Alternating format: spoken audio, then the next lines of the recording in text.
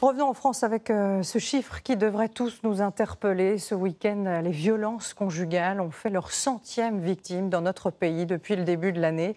Une femme retrouvée dans une décharge, le corps couvert d'hématomes. Elle n'était âgée que de 21 ans.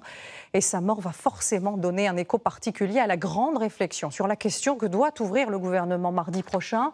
Des solutions ont pourtant montré leur efficacité, et notamment celle du bracelet électronique adopté par l'Espagne. Regardez ce reportage d'Arnaud Etcheverry, Séverine Agui et Charles Divot.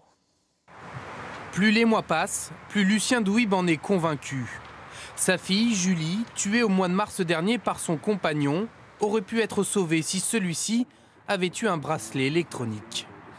Je pense que quand il est monté la tuer dans son appartement, s'il y avait eu un bracelet, d'abord la police aurait été au courant, il aurait été bloqué et elle aurait eu le temps de s'en aller. Pour lui, aujourd'hui, il y a donc urgence.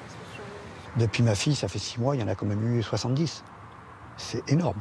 Un simple projet en France, alors qu'en Espagne, depuis 10 ans, les bracelets font partie du quotidien de centaines de femmes.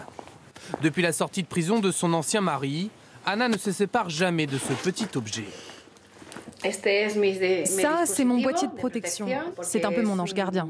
Doté d'un système GPS, il permet à la police de savoir où elle se trouve par rapport à son ex-conjoint. Lui, de son côté, a un bracelet au pied et a interdiction de l'approcher à moins de 500 mètres. Quand je vois que mon agresseur est proche, j'appuie sur le bouton de droite. Ça appelle un centre de contrôle qui me confirme s'il est réellement proche de moi ou pas. Ils me disent de rester où je suis et ils m'envoient une voiture de police. L'outil a fait ses preuves. En 10 ans, le nombre de féminicides dans le pays a baissé de 40%. En France, malgré son inscription dans la loi, le bracelet n'a jamais été testé. Les associations féministes réunies ce soir à Paris dénoncent un manque de moyens. Le problème, c'est que cette loi n'est pas appliquée par manque à la fois de volonté politique et de moyens financiers. En Espagne, ce dispositif a coûté 15 millions d'euros. Le gouvernement français en fait désormais une priorité.